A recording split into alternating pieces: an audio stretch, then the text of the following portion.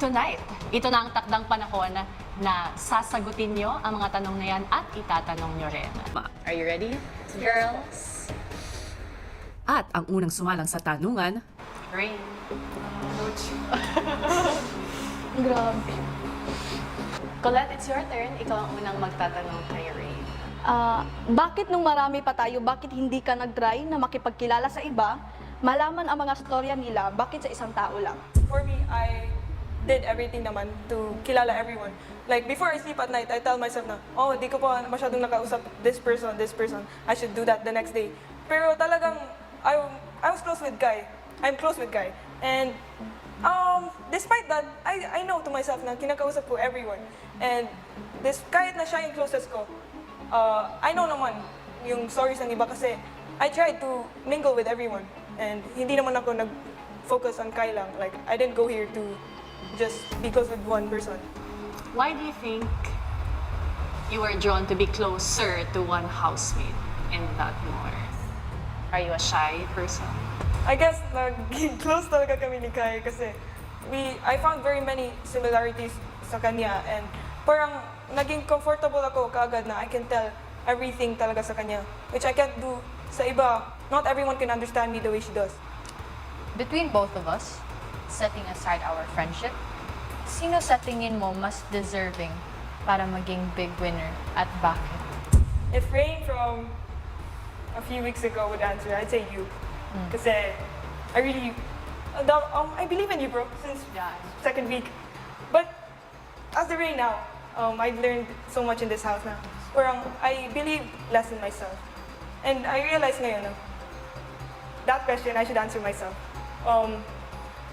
Big winner material si Rain kasi I came here for my dreams, for my family, and for myself.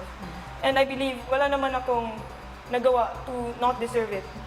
Last question for this round. Yeah. Rain, who's your least favorite housemates?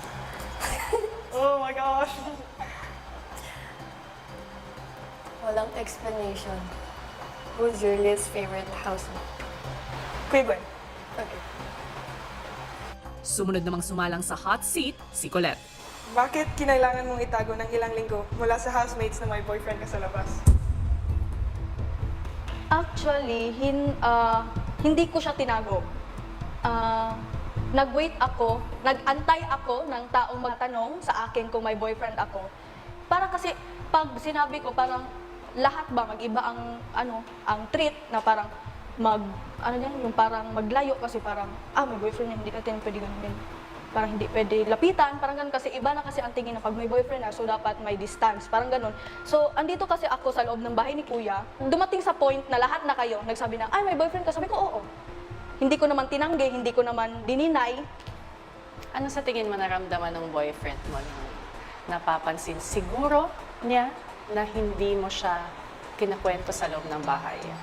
Ate Bianca, wala naman pong time na hindi ko siya kinikwento kung hindi po ina-ask sa akin po. Kasi for me, parang kung nasa group kayo ng circle of friends kayo, tapos, I mean, dito sa loob, parang kung mag-usap-usap, tapos pangit naman po kung magsabi ako na, uy, may boyfriend ako, 3 years na kami. Parang, siguro po, may time po siguro na parang may may doubt po siya na parang iba ang ginagawa ko, pero may usapan po kami sa labas na kung ano po yung dito sa loob, ano po yun, wala lang po yun. So, if ever man po na nasaktan ko siya, sa labas po namin yung pag-usapan at isettle po kung ano man po ang nangyari. Sa tuwing nakikipagbiruan ka kay Dylan, ano kaya sa tingin mo ang nararamdaman ng boyfriend mo? Lahat ng mga nakikita niya, lahat ng mga ginagawa ko, alam niya sa sarili niya hindi yung totoo. Kasi kilala niya ako at kilala ko din siya kung paano siya mag-react, kung paano siya nagtitiwala sa akin at paano din ako nagtitiwala sa kanya. Okay, this is from me.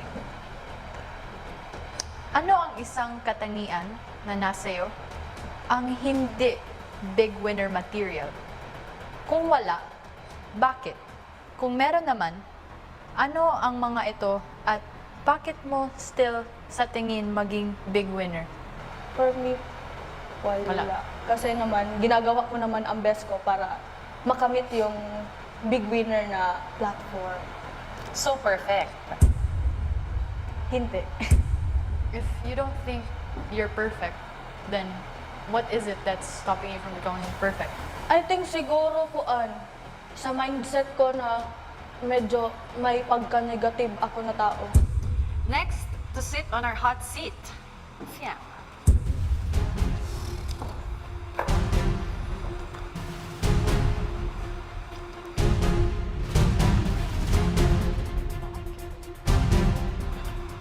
Ang iyong first question, Fiang, from Kai. Karamihan sa mga housemates thought of you as disrespectful. At naging nominado ka na din dahil dito many times. Bakit mo pa rin sa tingin na deserve mo maging big win? Sa tingin ko, the way na sinasabi ng iba na disrespectful ako is hindi lang kayo sanay na ganun ako magsalita. Iba-iba tayo ng kinalakihan, yeah? It's just me na hindi siya disrespectful talaga. May respect ako sa tao, although sinabi ko kay Colette yun na kahit hindi ako nag-aati sa kanya or kahit binabalagbag ko siya, I still respect her, you know, as nakakatanda. And sa tingin ko, hindi siya disrespectful. It's just, hindi lang kayo sanay na ganito ako. And sa tingin ko, dapat pa din ako maging big winner kasi although hindi siya disrespectful, pero nagawa kong nagpag-adjust, nagawa kong baguhin the way akong magsalita. From Colette.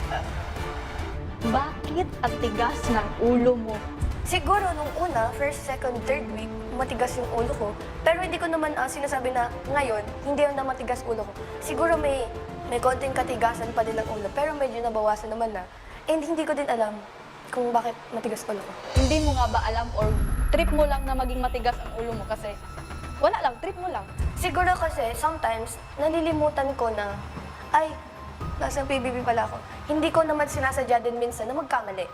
And lahat naman tayo, bakla tao lang din ang above, nagkakamali din ako. Pero yung iba talaga, or karamihan, hindi ko naman talaga sinasadya na magkamali ako.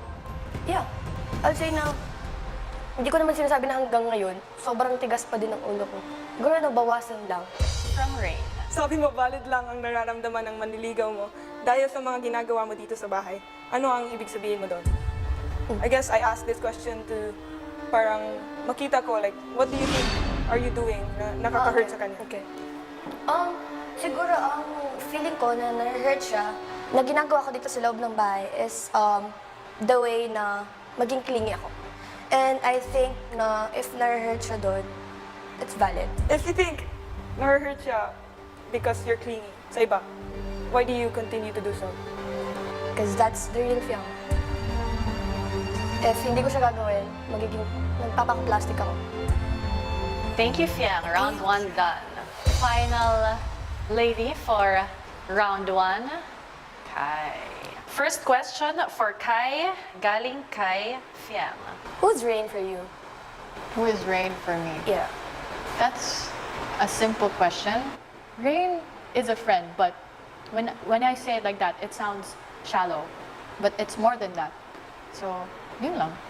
Pagkakaibigan or spot?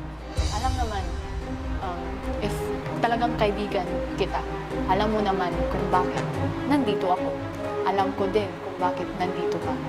So, obviously, I would pick the spot. I value our friendship, pero pumunta ako dito ng mag-isa. And alam ko din, pumunta ka dito ng mag-isa. Yung spot is just a one-time thing. Friendship can last as long as you want. Last question.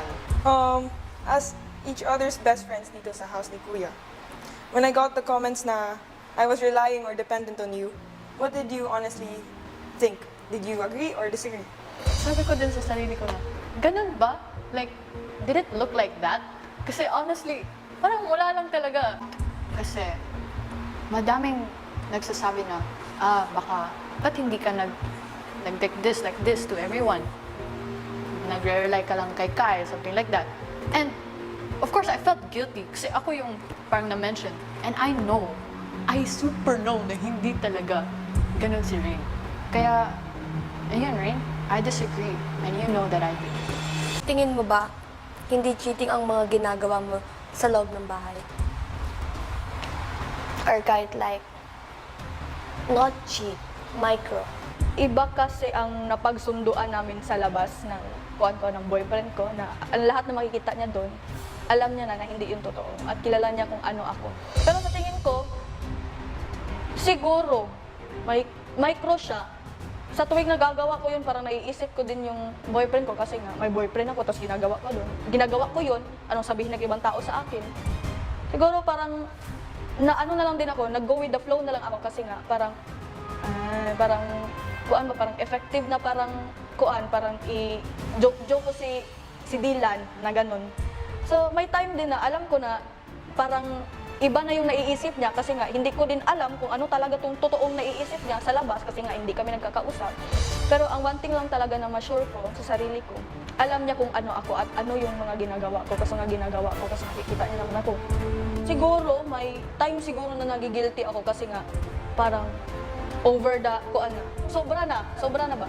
Ano ba yung mga bagay na nagagawa mo? Siguro nung nakikipagbiruan ako kay Dylan na parang ina-actionan niya ako na tinitignan, ginaganon ko.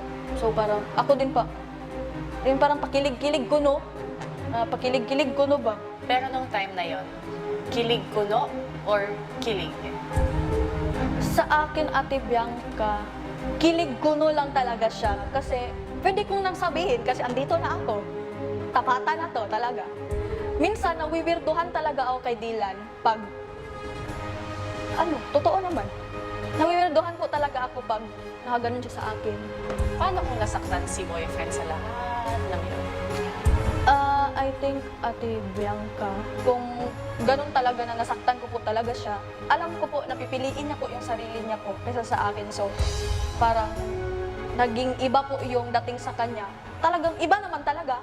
Kung hindi naman natural sa babae na pag may boyfriend, ganun ang gawin. Hindi ka makapili kung sino sa Big Four yung hindi nagpapakatotoo. Pero sino sa Big Four yung sa tingin mo meron pang side na hindi napapakita sa iba? I'd say, Fiang. Kasi sometimes I get confused sa mga answers mo, especially about what happened to you recently sa Manliligaw. Sometimes your answer is like, I don't want to go back. Pero sometimes your answer is, I will go back. I'm also confused, like, saan ka ba talaga? So, siguro there's a side of you na hindi mo pa ma-show. Kasi I feel like talagang there's something pa. Yeah, nagko-confuse kasi ako, ano ba talaga answer mo eh. So, yeah. Thank you, Rain. Thank you po. Para kay Kai, ano ang nakuha mo sa pagiging unbothered mo? Nakatulong ba ito para ma-develop ka as a person? First of all, I never claimed to be unbothered. Maybe QJM, Dylan says it a lot. In a way, I feel good. Now you claim it. No, I don't claim to be unbothered, pero I'm actually bothered sometimes.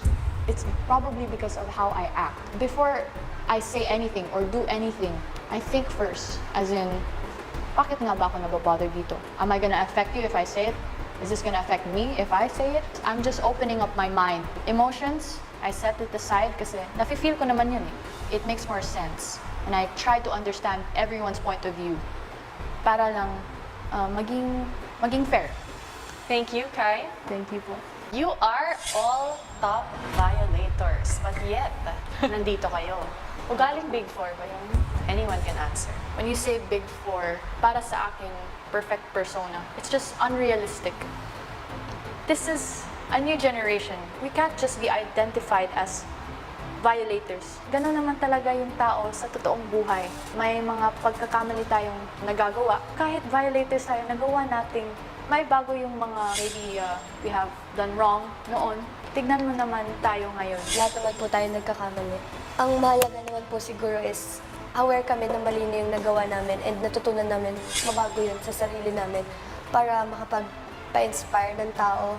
I don't think being in Big Four is just about the violations. It's also with the character we have and how we are able to be here. And na-prove naman natin na we can change, we can be better. Hindi naman po hadlang ang kuan ng pagiging violator po as long as nagle-learn ka po from it sa mga pagkakamali mo para po makadating po dito sa Big Four. Anong naiisip mo when you start switching your hard, about to be rotten breads to the fresh ones? Hindi mo ba naiisip yung ibang housemates na kakain ng 2 breads a day nila?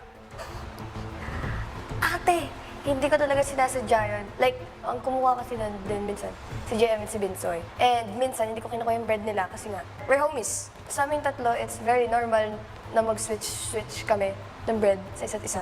Kung iniisip mo yung ibang tao na hindi sila makakain ng hard bread, talaga bang kuan, iniisip mo lang ang sarili mo kaya iyon ang ginagawa mo? Bakit ko siya tinatanggal dun sa like tray ng bread?